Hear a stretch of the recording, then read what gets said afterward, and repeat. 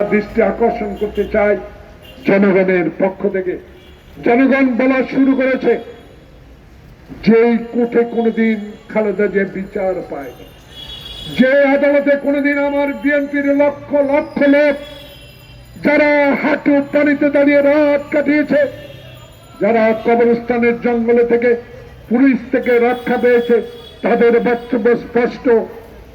আদালতে যখন আওয়ামী লীগের আমলে বিচার পাই নাই, এখন তো আপনার অধীনের আদালত, আমরা অভিনন্দন জানাই। সে আদালত আজকে প্রশ্ন করেছে ওবায়দুল কাদের কি করে পার হলো, কোথায় হারুন মেহেদী, যারা আমাদের বুকে গুলি ধরেছে, আমার মায়ের বুক খালি করেছে। মানুষ আপনার কাছে মাননীয় প্রধান উপদেষ্টা এবং স্বরাষ্ট্র মন্ত্রণালয়ের মাননীয় উপদেষ্টা, আপনার একজন সৎ ব্যক্তিত্ব আপনার কাছে জানতে চায়। আপনার মিনিস্ট্রি থেকে বলা হচ্ছে সরকার জানে না আজকে কোথায়, তার কন্যা আজকে কোথায়। সেদিন যদি স্বাধীনতার পর শেখ মুজিবুর রহমান যে কোনো প্রকারে হোক বাংলাদেশে ফেরত আসলেন, কিন্তু সেদিন যদি শেখ মুজিবুর রহমান একটি ছড়ি হাতে নিয়ে সেই ধানমন্ডির ৩২ নম্বর রোডে বলতেন বাংলাদেশের একজন শিক্ষিত লোককে, বাংলাদেশের মানুষকে ভালোবাসে এমন এক লোককে বাংলাদেশের শাসন দেওয়া হবে, আমি হাতে ছড়ি নিয়ে বসে থাকবো, চুরি ডাকাতি রাহাজানি অন্যায় দুর্নীতির বিরুদ্ধে লড়াই করব। সেদিন সেটা তিনি করেন না। তার পরিণতি ভয়াবহ। বাপের সামনে ছেলে ব্যাংক ডাকাতি করে, বাপের সামনে মানুষের স্ত্রীকে হারানি করে, যারা করেছে তারা জীবিত নাই। সেদিন সেনাবাহিনীর একটি অংশ বুঝতে পেরেছে বাংলাদেশের স্বাধীনতা যদি রক্ষা করতে হয়, সেদিন তারা ঝাঁপিয়ে পড়েছে, বাংলাদেশকে রক্ষা করেছিল। আজকে তারই কন্যা আবার বাংলাদেশের জিয়াউর রহমানের মানবতার উপরে নির্ভর করে যখন বাংলাদেশে ফেরত আসলেন, তখন এর 7 দিনের মাথায় শহীদ প্রেসিডেন্ট জিয়াউর রহমানকে এই পৃথিবী থেকে চির বিদায় নিতে হলো। প্রিয় বন্ধুগণ, এই কথা বলার অর্থ এই, শেখ মুজিব গেল, কিন্তু তার কন্যা বাংলাদেশকে এমন ভাবে শোষণ করা শুরু করলো যে শোষণের ইতিহাস নতুন করে বলার আর প্রয়োজন নাই।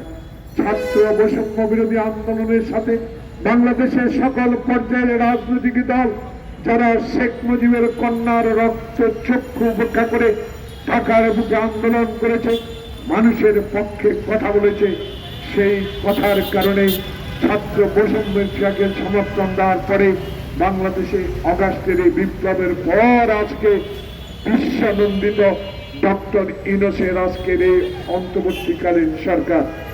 আমরা আজকে ইতিহাস বলতে চাই না, শুধু মনে করিয়ে দিতে চাই শেখ হাসিনা অহংকার করে বলেছেন পালাই না, পালাবেন আপনারা, কিন্তু আজকে বাংলাদেশে আপনি নাই।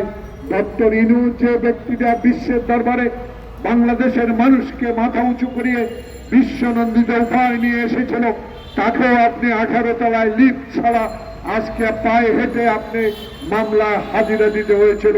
কিন্তু আপনি আজকে নাই, একটি বন্দি শিবির হোক আরামে হোক দিল্লিতে আছেন, কিন্তু আজকে আমাদের সেই প্রিয় অহংকারের, যিনি অহংকার কোনোদিনও করেন নাই, সেই প্রিয় নেতা আজকে মিশরে বাংলাদেশের প্রতিনিধিত্ব করছেন, বাংলাদেশের অন্তর্বর্তীকালীন সরকার প্রধান। কিন্তু আমি শেখ হাসিনার ইতিহাস তুলে ধরতে চাই না, আমি বিধি প্রসঙ্গে কথা বলতে চাই, ভারত প্রসঙ্গে আমি কথা বলতে চাই, বাংলাদেশের বর্তমান প্রেক্ষাপট নিয়ে আমি কথা বলতে চাই।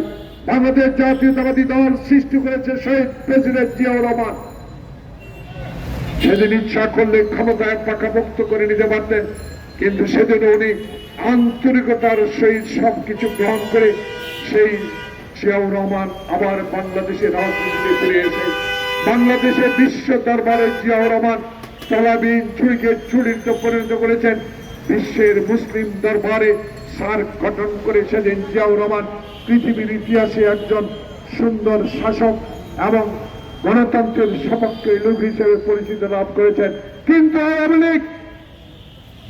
আওয়ামী লীগের দোষরা সেদিন ষড়যন্ত্র করে সেই প্রেসিডেন্ট জিয়াউর রহমানকে, যিনি কালুরঘাট বেতারকান্ড থেকে বাংলাদেশের স্বাধীনতা ঘোষণা করেছিলেন, সেই শহীদ প্রেসিডেন্ট জিয়াউর রহমানের আজকে সেই ইতিহাসকে মুছে ফেলতে চেষ্টা করে তাকে চট্টগ্রাম সার্কিট হাউসে নির্মমভাবে হত্যা করার ষড়যন্ত্রের সাথে আওয়ামী লীগ সেদিন জড়িত ছিল।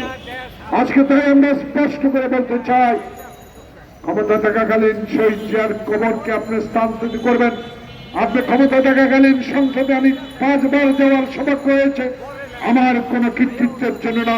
আমি শহীদ জিয়ার ধানেশীষ খালেদা জিয়ার আপসী নেতৃত্বের কারণে 5 বার পার্লামেন্টে যাওয়ার সৌভাগ্য হয়েছিল। প্রিয় ভাইরা, সেদিন আমি দেখেছি শেখ হাসিনা চোখ বন্ধ করে নয়, চোখ খুলে কথা বলতো।